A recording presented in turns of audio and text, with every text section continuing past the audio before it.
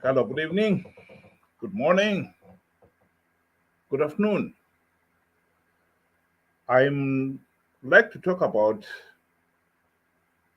election expenses. Former President Barack Obama was one of the outstanding fundraisers for his election campaign. And according to The Guardian, in all, no US president, politician has ever raised so much money for a political campaign. And this one will be the most expensive one.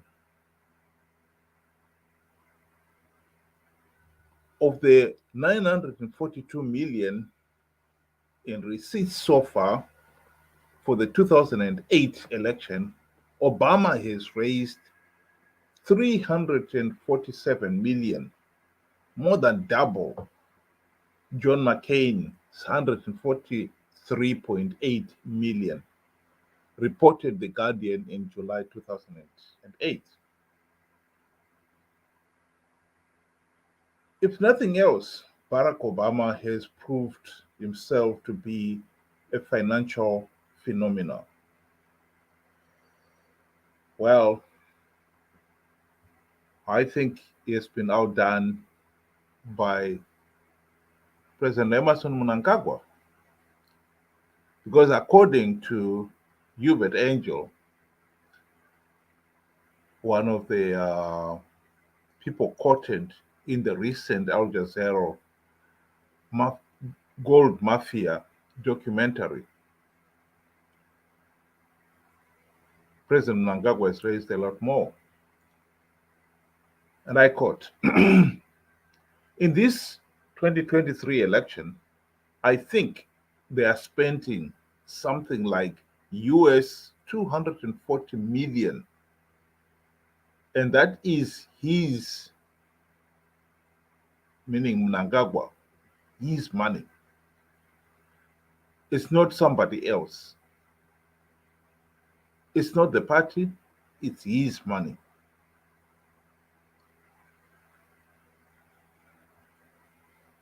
Amazing. 240 million. And this is from his own money. This is interesting in the sense that we are talking here of a third world. Zimbabwe is a third world country.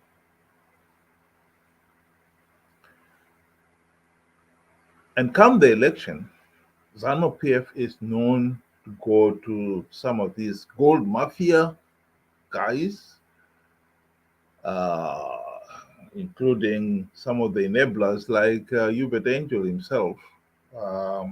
He is rich.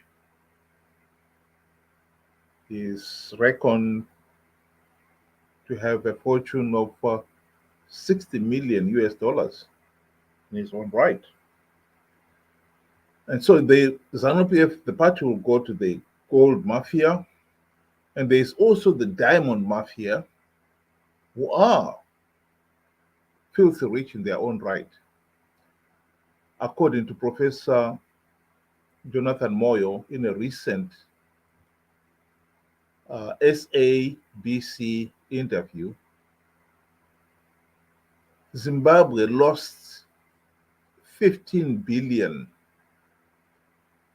in diamond revenue in the period 2007 to 2014. This figure was confirmed by Mugabe himself in 2016. And then there's also the lithium mafia. Lithium, we know, is prices has been shooting up and up and up. Although the government has said they are not going to allow the export of lithium ore from Zimbabwe, there are reports that the Chinese who are mining in Bikita minerals alone, they are exporting a staggering 500 tons of the ore every week. Then there are also the various cartels led by none other than Kudakwashe Togwirei, whose business empire is worth billions of dollars. And by the way, Kudakwashe Togwirei is also on the sanctions list. So from these people alone, the party can easily raise 2 to 3 billion US dollars. Then the party is also known for creaming off from government resources, including labor, materials, and cash.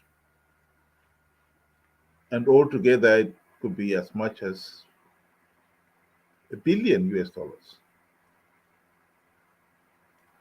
And then the other Zanu PF chefs, like Vice President Chiwenga, will be expected to make a contribution towards the election expenses of the party.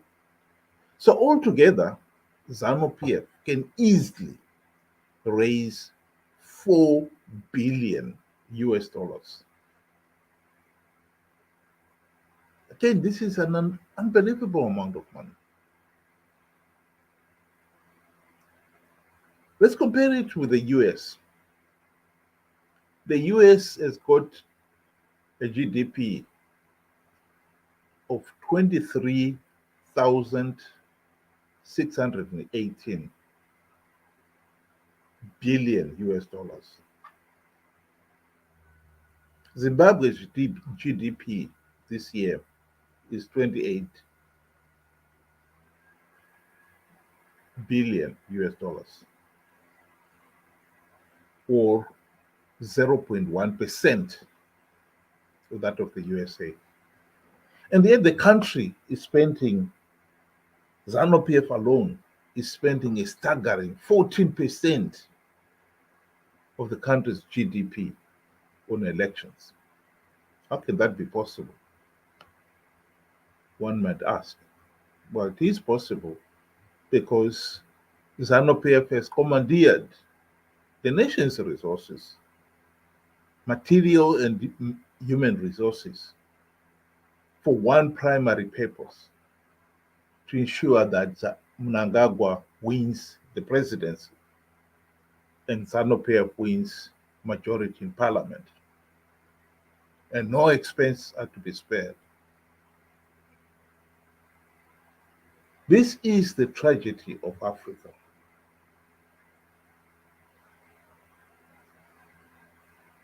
The glory of Mnangagwa has become more important than the well-being of the whole nation. This is what is wrong in Zimbabwe. The opposition, for their part, all of them, they'll be very lucky if they can raise 4 million US dollars for this coming elections. And let me point out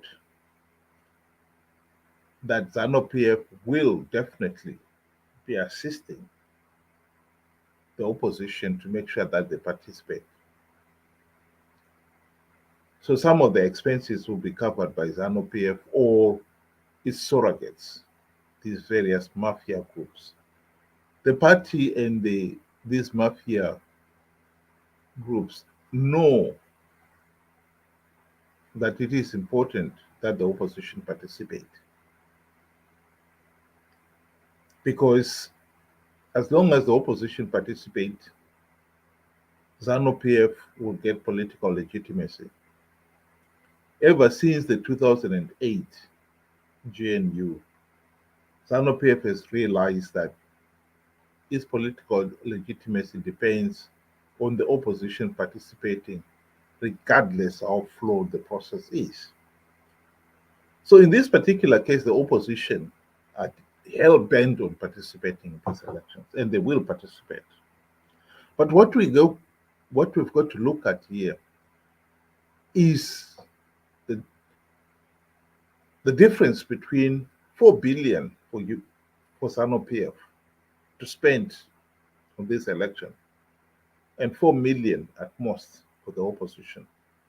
The opposition is only spending 0.1% if you compare it to how much Zanu PF is spending. How can that election be free, fair, and credible? That is the reality that we've got to face. How can a process where one party is so well funded and the other one, at most, they spend 0.1%? But that is the reality. That is what we are dealing with here. So, on that basis alone, these 2023 elections are not going to be free, fair, and credible. And yet we know that the opposition is hell bent on participating in these elections. And they will participate.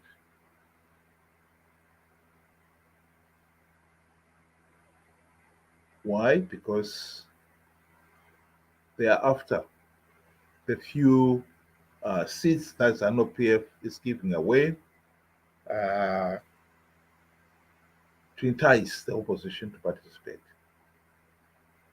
This cannot be denied anymore. This point has got to be underlined and said again and again and again.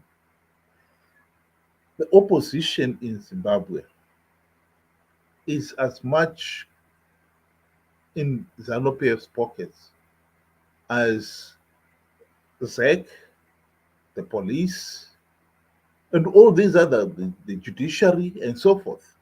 ZANU PF has commandeered the wealth of the country to the point that it is able to buy the SEC, the police, the judiciary, and the opposition. It doesn't matter how we present the evidence that ZANU PF is rigging these elections. The opposition is going to participate no matter what happens because they are paid to participate. And I think that is the reality that we must now deal with, that we must confront.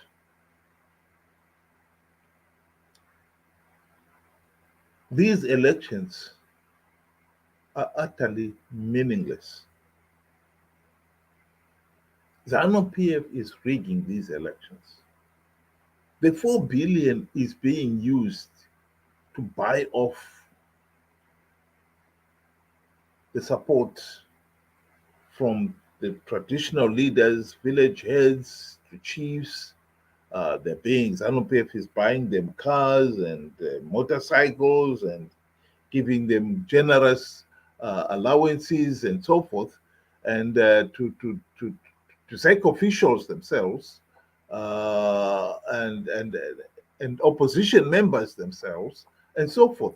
ZANU PF has literally commandeered the country's wealth, and they are now all being used for the purposes of making sure that ZANU PF stays in power at all costs. And the only way we are going to stop this unbelievable situation is by standing up and saying, no, this is totally unacceptable. The elections have been decided on, oh, well, we've got to accept the process because the opposition have participated. We know the opposition will participate, not because they don't realize the election are going to be rigged. Of course they realize that. But they are going to participate out of greed. And the issue of opposition greed is no longer something that we can afford to ignore. That is the point. And I think it's high time that we really confronted that problem and accept it for what it is. These elections, ZANU PF is going to rig them. The people will be denied a meaningful say in the governance of Zimbabwe, just as ZANU PF has denied the people of Zimbabwe meaningful say ever since the country gained its independence in 1980. ZANU PF has been rigging these elections. Now ZANU PF has got the opposition in its pocket. It's blatantly rigging them and is yet convinced that the opposition will participate regardless how flawed the process is. And I think that is something that we've got now to admit and to deal with. And the only way to deal with it is that ZANU PF should not get political legitimacy at the end of these elections. Deny ZANU PF political legitimacy will put us back to the situation we were in 2008 when ZANU PF was forced to sign the global political agreement that gave rise to the government of national unity.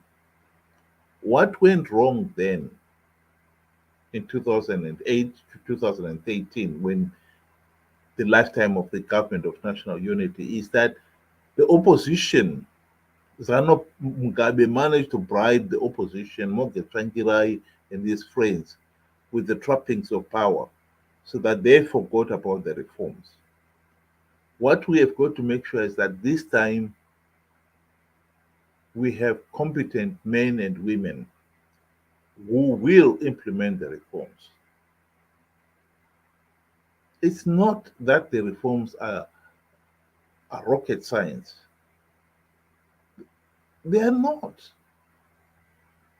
There are men and women out there who can implement those reforms so that Zimbabwe can get away from this present situation, this present case of rigged elections and bad governance. We need to implement the democratic reforms so that we can have free, fair, and credible elections. Deny ZANU PF legitimacy out of these elections, and you will force the country to go into a new GNU in which we can finally implement the reforms. That is the way, the solution. That is the way forward for the country. There are those who are determined to participate, the opposition, and some of their followers who have no clue what constitutes free, fair, and credible elections. And they are so foolish that they even believe the nonsense of we will win rigged elections. What kind of irrational thinking is that? Why would you need rigged elections? The whole point of fighting for free, fair, and credible elections is that you get away from that situation, particularly after 43 years of rigged elections. You failed to win rigged elections in 43 years. And you think you'll do so this time without a verified voters roll, with ZANU PF being able to deny 3 million Zimbabweans in the diaspora the vote, or 37% of the electorate, no free media, etc., etc. This is totally nonsensical. And I think we should stand up and say, no, these elections are flawed. These elections will never, ever produce a competent government. Let's refer back to the global political agreement of 2008 so that we can implement the democratic reforms and get out of this mess. There is nothing special about Mnangagwa being able to raise 240 million from his own pocket, other than the fact that the regime has looted the country's wealth. Gold, diamonds, these are the jewels of the country that should help Zimbabwe build a strong economy and make the nation rich. Instead, all that wealth has been commandeered for the benefit of Mnangagwa and those close to him, and the gold mafia operators, the diamond mafia, the lithium mafia, and so forth, and the cartels, the kulakwashes of this world. That is what we've got to stop. The only way we're going to stop ZANU PF is rejecting these elections, denouncing them for what they are, a farce. Deny ZANU PF legitimacy this time, and you revert back to the GNU arrangement of 2008. But this time we will implement the reforms, and we'll finally get out of this mess of rigged elections and bad governance. Food for thought. Thank you and good night.